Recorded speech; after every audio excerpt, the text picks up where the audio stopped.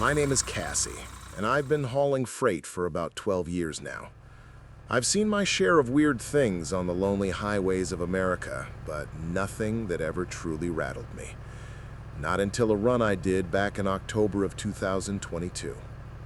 I was working for a national carrier, and we were in the thick of the seasonal rush. A last-minute call came down the line. A megamart in a tiny, forgotten town in the hills of West Virginia was short on its main shipment of Halloween costumes and candy. The regular driver had called out with a nasty flu.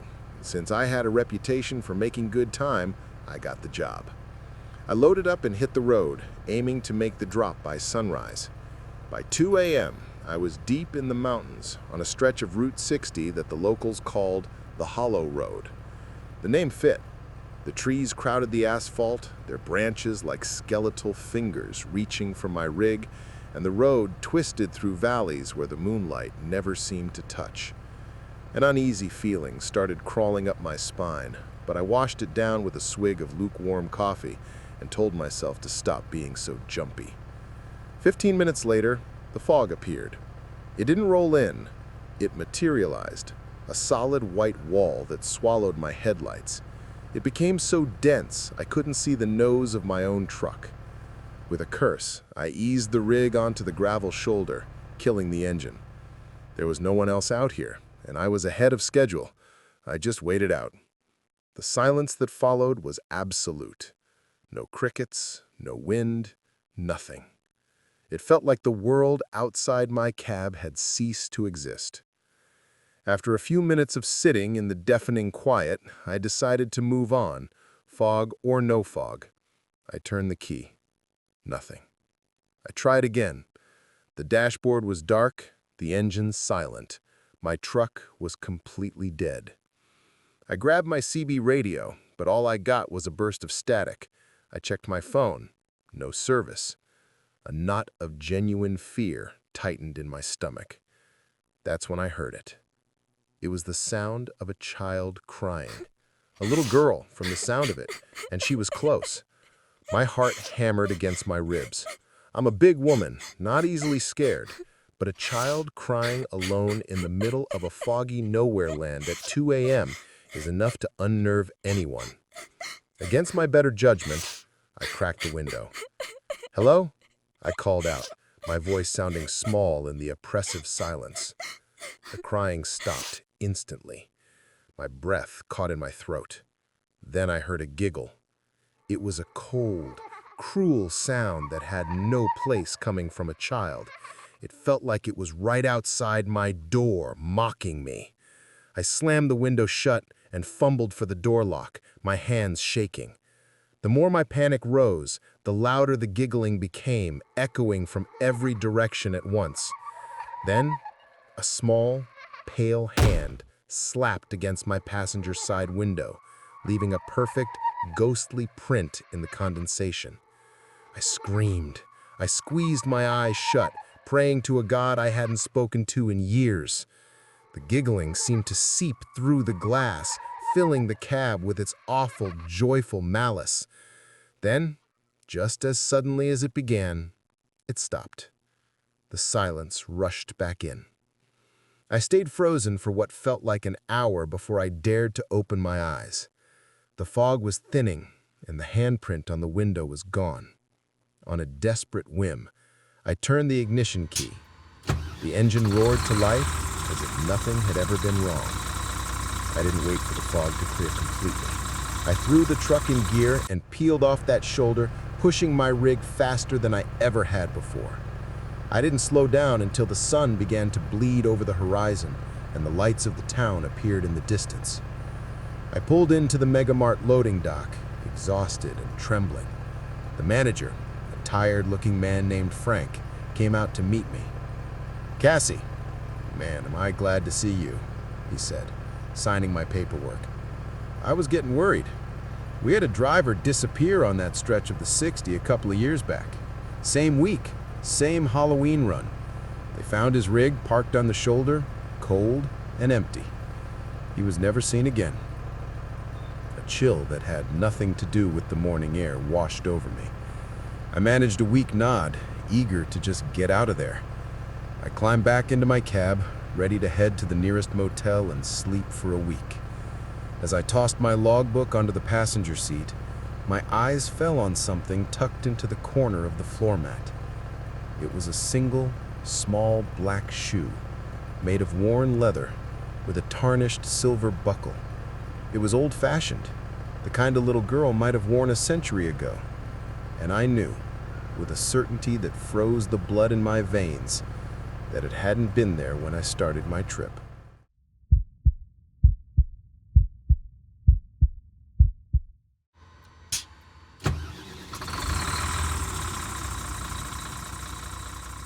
It was the spring of 2002, and I was running solo, headed south from Flagstaff toward the border on one of those winding two-lane Arizona highways that just disappear into the scrub and rock. The clock on the dashboard read 4:37 a.m. I was fresh off 3 days at home, wide awake and sipping a scalding thermos of black coffee. Tired wasn't even in my vocabulary. The silence was the first thing that got to me, even over the steady thrum of my older Peterbilt 379. Up here, the darkness is absolute, broken only by the twin tunnels of my high beams slicing through the desert night. Then I saw it, a dark lump on the shoulder ahead. Standard protocol: slow slightly, brace for the thump. It looked like the usual roadkill, maybe a large deer that hadn't quite made it across the blacktop. Just as I started to relax, my lights caught the shape of something crouching over the carcass. My first logical thought was a hunter, or maybe someone deranged trying to steal the antlers. No one is out here this time of night. As my truck ate the distance, the scene became horrifically clear. The figure wasn't preparing to tag it, it was eating it. Its head was buried in the deer's side, and I could see it tearing chunks of something dark, guts, muscle, and lifting them to its face. A scream locked in my throat. I was still decelerating, about 50 yards out, when the thing froze. Mid-motion, its hand paused, dripping red, and it slowly lifted its head. It didn't look at the truck, it looked at me. It stood up then, and my mind simply short-circuited. It was enormous. It was covered in thick, dark brown hair, not fur, but coarse, matted hair, and it was built like a heavyweight boxer, but far taller. It filled the entire shoulder of the road, towering over the scrub. I remember thinking, with a clarity that still makes me sick, this is not a person. This is not an animal I have a name for. We were seconds from meeting. I didn't hit the brakes. I hammered the accelerator. I leaned down hard on the gas pedal, the diesel engine roaring a panic-stricken protest as the truck lurched forward. The creature stood there, completely still, its gaze drilling through the windshield. As I shot past, I pressed my face to the far side window, trying to put the cab's bulk between us. But even as the truck's tall and square nose pulled past it, I could see its massive, shaggy head above the hood. My Pete had a classic long, needle-nosed design. It was notoriously tall, and this creature looked over it with ease.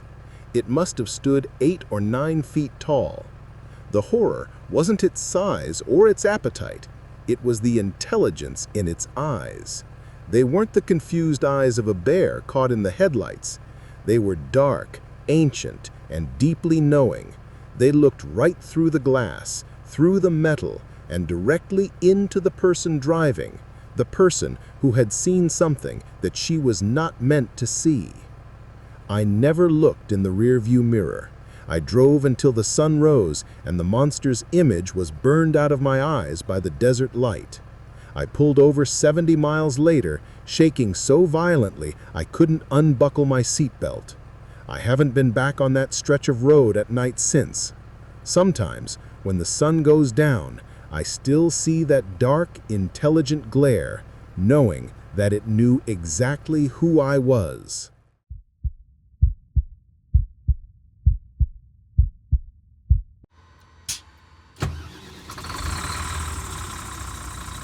My name is Jenna, and I've been hauling freight for about 12 years now. I've seen my share of weird things on the lonely highways of America, but most have a rational explanation, a trick of the light, a tired mind playing games. But a run I did in October of 2024 changed all that. I was working for a specialized carrier at the time, the kind that moves delicate or high-value items. This job was a weird one from the start.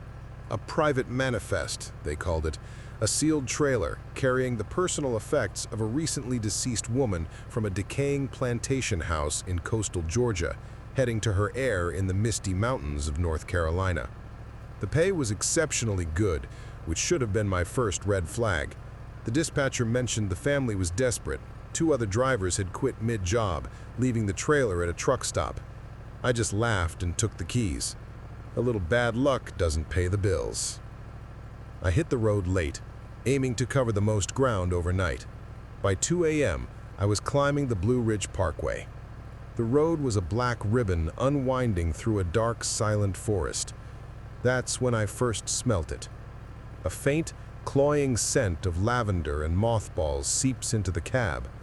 I checked my vents, thinking I'd driven past some odd-smelling plant, but then I heard it. A soft, rhythmic creaking from the trailer, the sound of an old rocking chair. An hour later, the creaking was joined by a soft, wheezing cough, then a mournful sigh that seemed to come from right behind my head. A cold dread, heavy and real, settled in my gut. I had sealed that trailer myself. There was no one in there. Still, the sound was undeniable, coming from just beyond the back of my cab. Suddenly, my dashboard lights flickered and died. The engine coughed once, then went silent, the rig coasting to a stop in the oppressive darkness. I was completely dead in the water. I tried the radio, my phone, nothing. The silence outside was absolute, but the sounds inside the trailer were getting bolder. I could hear the distinct sound of a drawer being opened, the rustle of old fabric. I sat frozen, my knuckles white on the steering wheel. I chanced to glance at my passenger side mirror, and my heart stopped. Reflected in the glass, sitting in my passenger seat, was the translucent figure of a gaunt, gray-haired woman in a faded nightgown. Her eyes were dark, empty pits, and her thin lips were pulled back in a grimace. I whipped my head to the right. The seat was empty. I looked back at the mirror. She was still there, her head slowly turning to face me. I squeezed my eyes shut, praying for it to end. The temperature in the cab plummeted, my breath misting in front of me.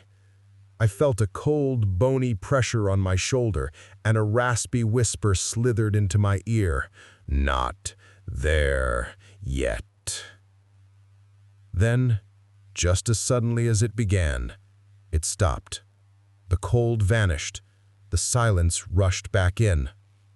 After what felt like an eternity, I dared to open my eyes. The mirror showed only the empty road. On a desperate whim, I turned the ignition key. The engine roared to life. I didn't waste a second. I drove like a madwoman, not stopping until the sun was up and I was pulling up the long, winding driveway of an old mountain estate. A pale, nervous-looking young man met me at the loading dock.